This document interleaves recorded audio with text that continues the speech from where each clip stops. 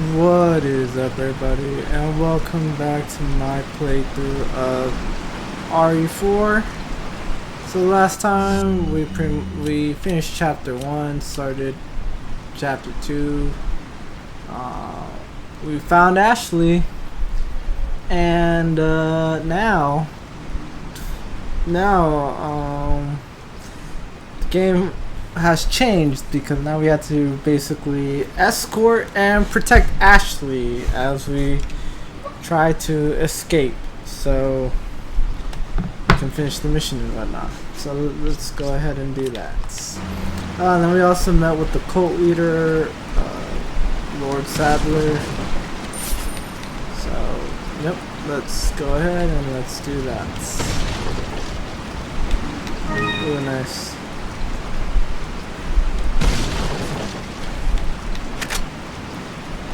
Okay.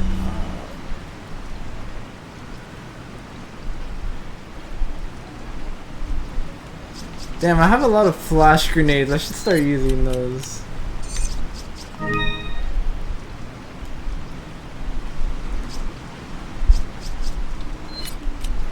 Yeah, I have a lot. Oh, you can't do the old method of loading your weapon.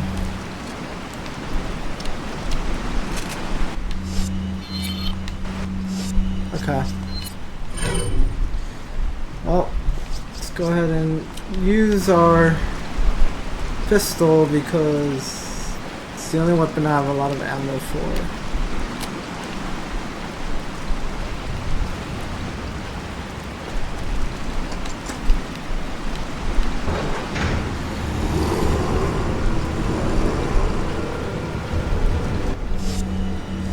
It looks like there's a lot of yeah, it looks like there might be like a lot of villagers out there waiting for us, so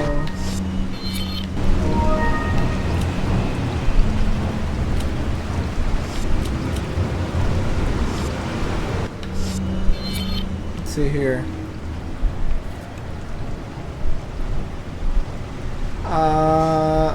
Okay.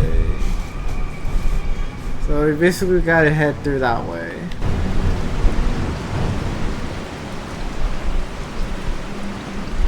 Leon, shoot those barrels on that wagon.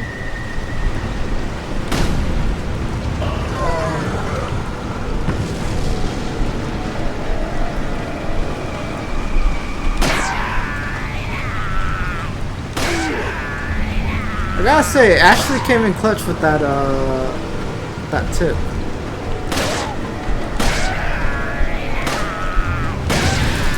Oh.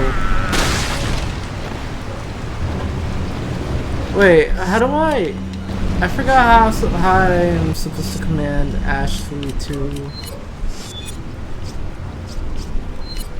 No, that's not it. Oh, it's RB, okay. And that's really it, okay. You know what? Wait. You wait here. Follow me. Wait. Oh, okay, that little icon changes. That's nice. Lets me know. So you wait here, and I'll go scope out the place.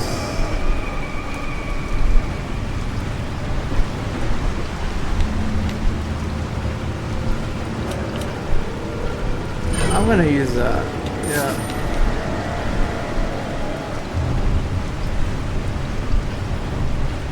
Follow me.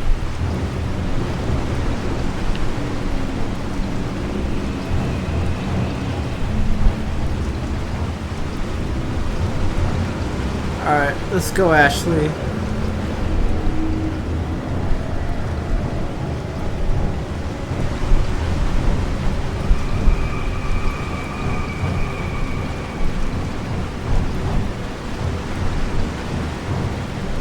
I should probably reload my gun.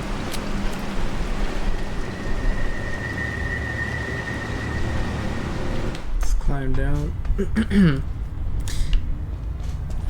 I know last time I mentioned that this pistol is a 5.7, but did I talk about like why the 5.7 is a unique gun, and why like it makes sense for it to kind of be like the upgraded, like a stronger version of the standard handgun. It's because for those of you who don't know, the 5.7 uses 5.7 millimeter ammo, I think. Hold on, I have to. Welcome. I should double check it before I start opening my mouth. Got some rare things on sale. Oh, he's got stranger. stuff. Nice. He's got new stuff. Let's see. What are you buying? Ooh, the red 9. It's a powerful 9mm handgun. So that gun is basically just the Mauser C96 TMP. So it's cheaper than the TMP. Oh no, it's not. Huh. Stock. Okay, I think at this point maybe I might want to consider just getting the TMP.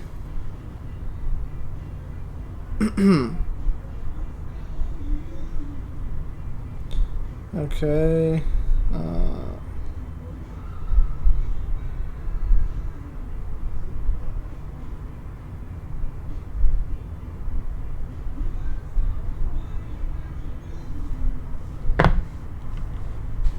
Let's see here.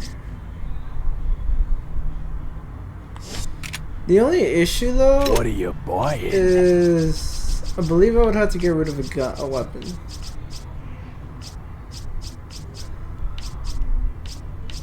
Which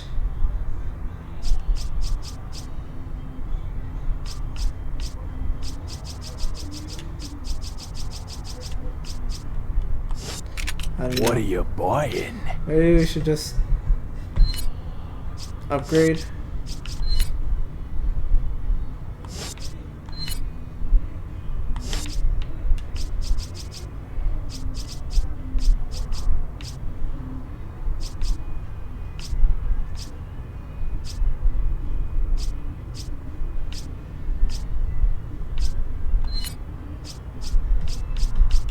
Let's see here. Is that all? Thank you. Is that all, stranger? Thank you. What are you selling?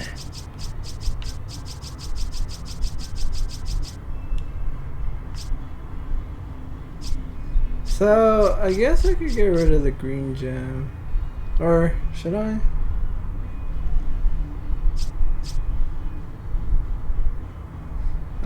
I guess I could get rid of the amber or sell it. I am. Thank you. Come back anytime. So as I was saying, yeah, that's what I thought. So the 5.7 uses 5.7 by 28 millimeter bullets, which are pretty big. I mean, they're pretty big rounds, and I think they were like rounds specially made for that pistol.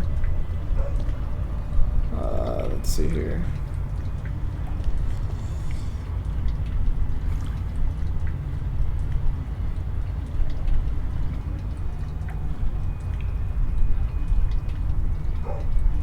I mean, yeah, it's I mean, it's 5.7 by 28 millimeter cartridge, and like standard pistols tend to use like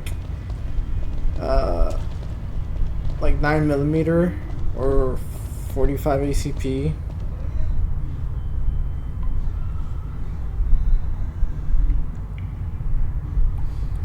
Yeah, because then you got the standard rifle, which is like the 5.56 45mm NATO. And that's like a AR. That's like the standard for like a lot of rifles. So 45, 20.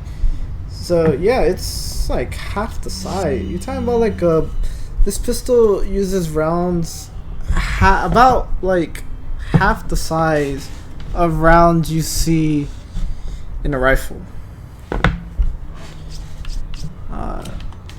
So yeah, it's pretty strong. It's a pretty strong pistol. In fact, like I think I heard that this weapon supposedly, like when they came out, they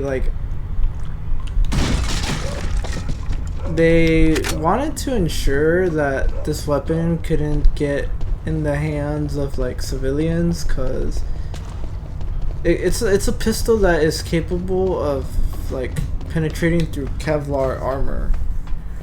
And well, I mean, a handgun that can pierce through Kevlar armor is crazy.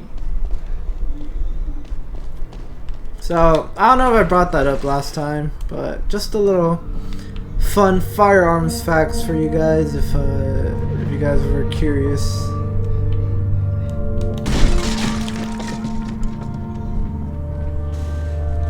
Okay.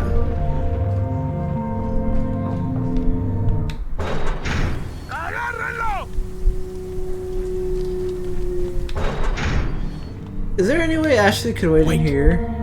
I don't know. I'll have to see. Nope. Okay. What up with those eyes?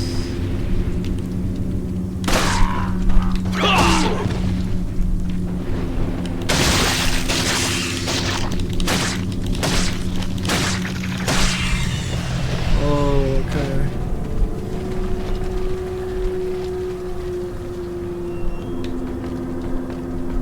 Let me guess, she won't come up, will she? Wait, there's something here though. Oh, she is coming up.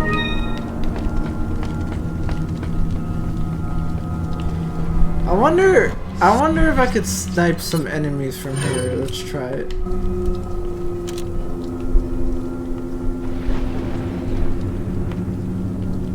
I'm so glad I got the scope. I don't see any enemies this way. Ooh, shotgun ammo, okay.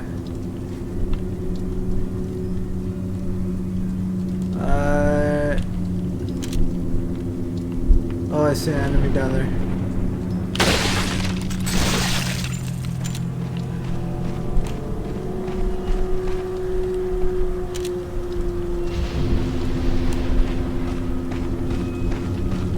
I hope he's not climbing. I think he is.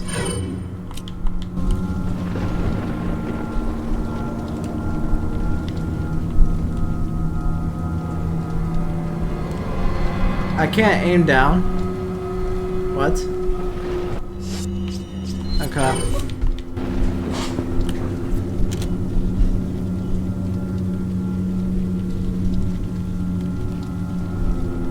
I think he might be like in front of the church, or like the bell tower. And unfortunately, I don't think I can shoot him from here.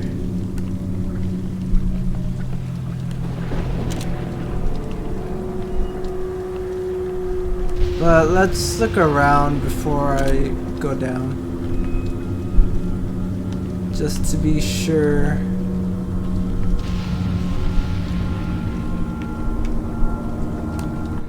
Alright. I might want to equip this because he might be here. Wait. Follow me. Alright, she was kind of in my way. Wait. Yeah, it sounds like he's right here.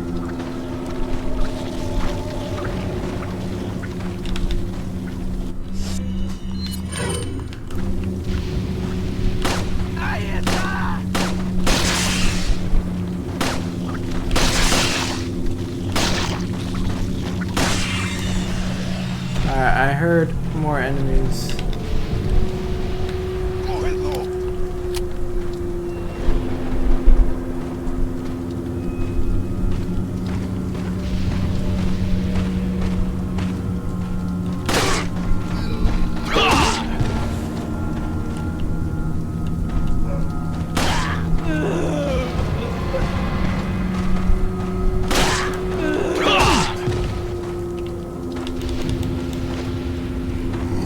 That's not working. I gotta say that this game, I really like how even though this game essentially modernized like the shooting, it still does oh, that thing's way too close to me.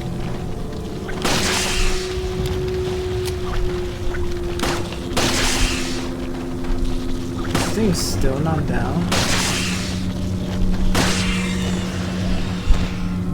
These enemies are kind of getting... The villagers are really starting to get annoying now with their... whatever that is.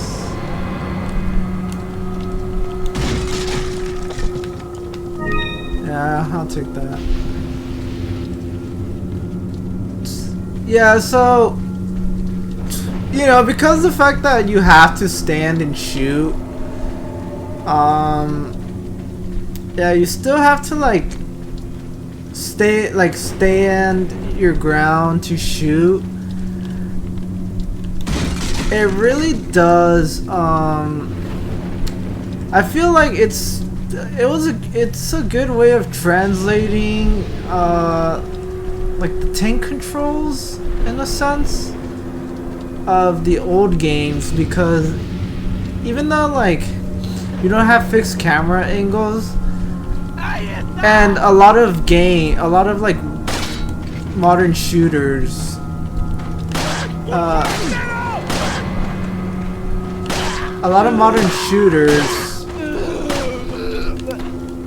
play like this.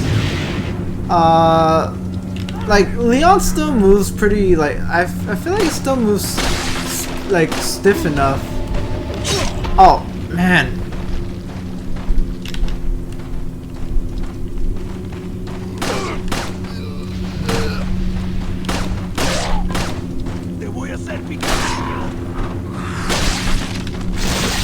Oh, I better get out.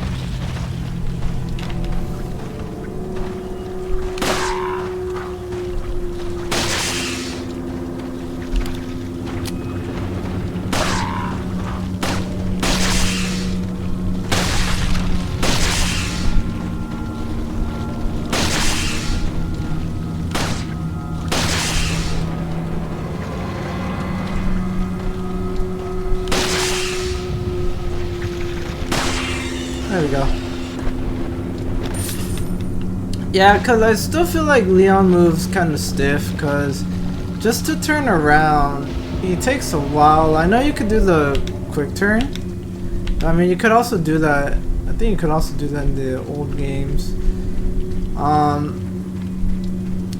But just with the simple fact that you have to stand still, and you know, can't really move and aim at the same time. Like you can only just manually aim. I feel like this game still did a good job like capturing the vulnerability and clunkiness of like the tank controls of the older games to like a more contemporary setting of like when the game came out, without, you know, without having the game feel too restrictive with the what's it called, fixed camera angles, because this game definitely does have like bigger spaces and a lot of rooms that you can explore. What does that mean? Oh.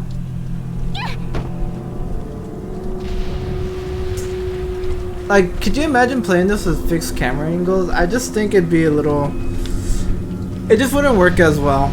So I think they did do a good job.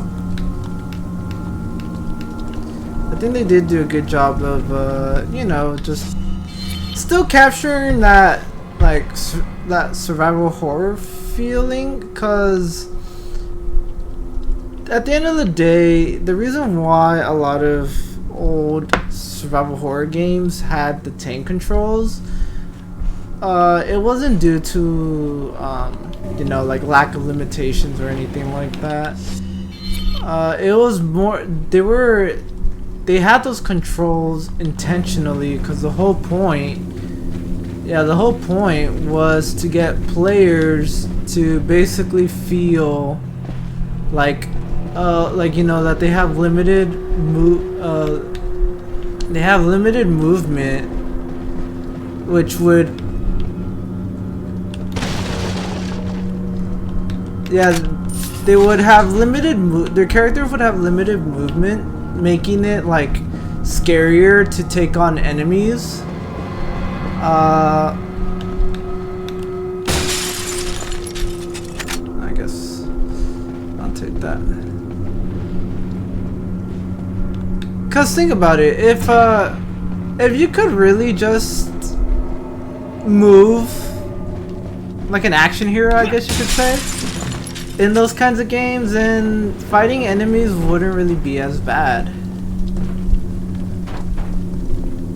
Cause, you know, if they really wanted to, they could have made, you know, a game. They could have made their survival games play like Doom. I mean, Doom came out what, 1993, which was like before a lot of like the staple survival horror games like Resident Evil, Silent Hill. So yeah, the whole tank controls for those games, those were done deliberately. And so this game, I think, just being the first game, trying to shift to a more like modern, trying to update to more modern games.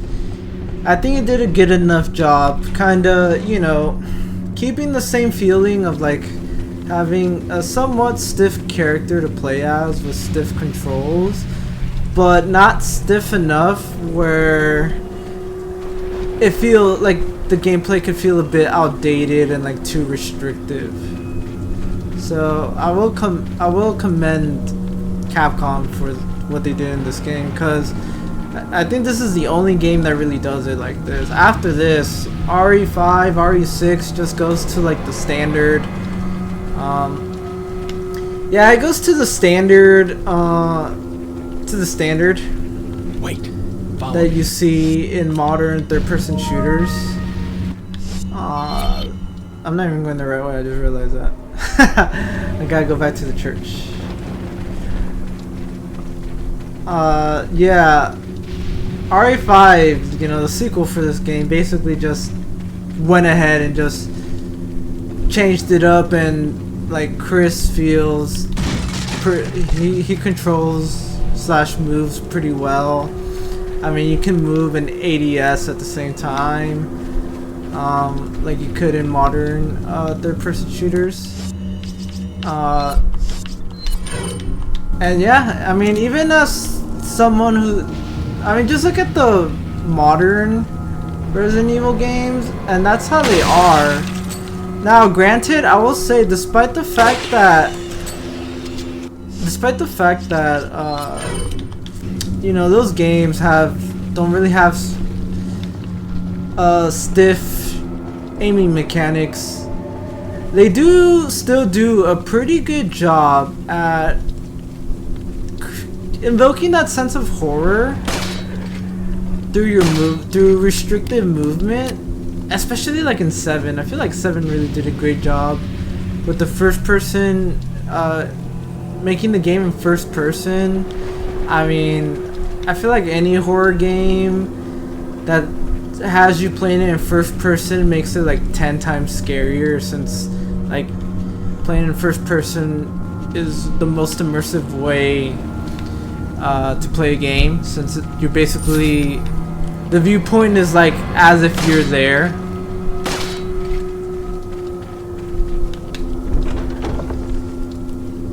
Let's see. Well, it's also like the fact that you move really slowly, and it's the same thing with RE2 and RE3 remake. Hide. Oh, hide in here. Nice. Let's be careful. Let's tread carefully. Sarah and the third party. The whereabouts of Sarah are still unknown. Most likely, he's using an old secret passage taught to him by his grandfather, who used to hunt in this region long ago. I'm pretty certain he's hiding our property somewhere in the forest. If his grandfather was still alive, I would have used him to find Sarah. How did he find out about the egg injected into his body? And the fact that he was able to remove it before it hatched is concerning.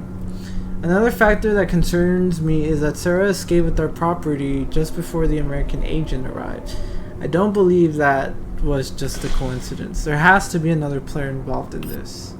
In order to settle this whole situation, we have to capture Sarah and wait for the effects of the drug to wear off before we inject him with another egg.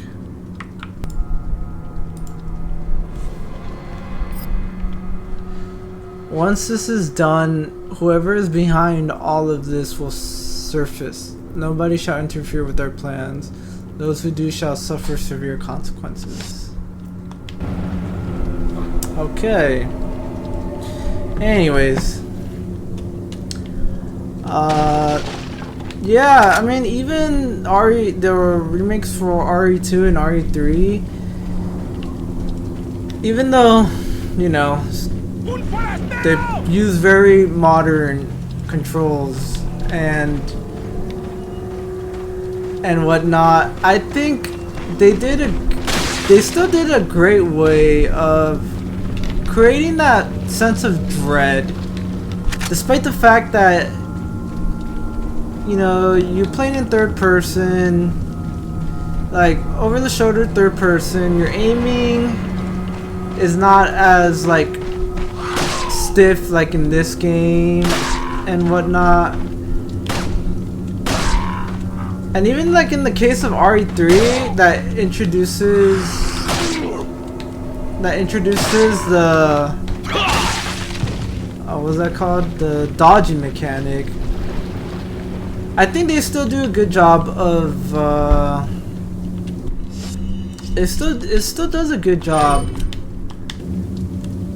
of creating that sense of dread. Maybe not as much as like the older games, but I mean, given with the fact of like, you know, the way horror games are made now, I'd say they did a pretty good job.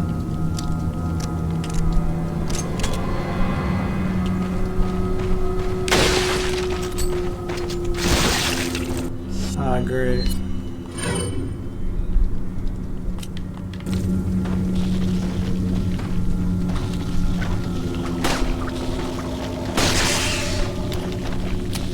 Reload.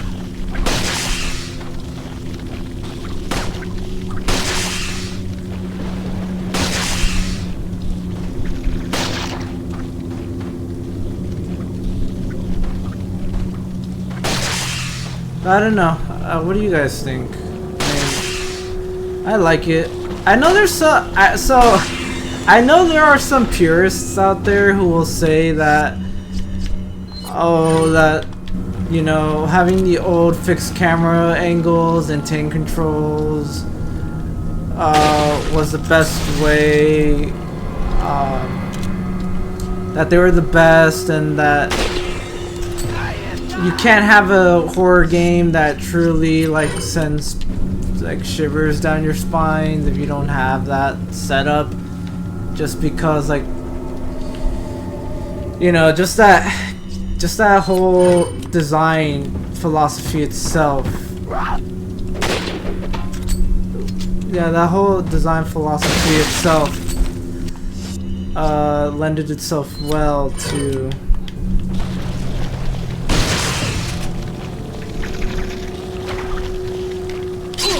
Oh man. No, I died! Oh, that's what I get for trying to knife it like an idiot. And I didn't save.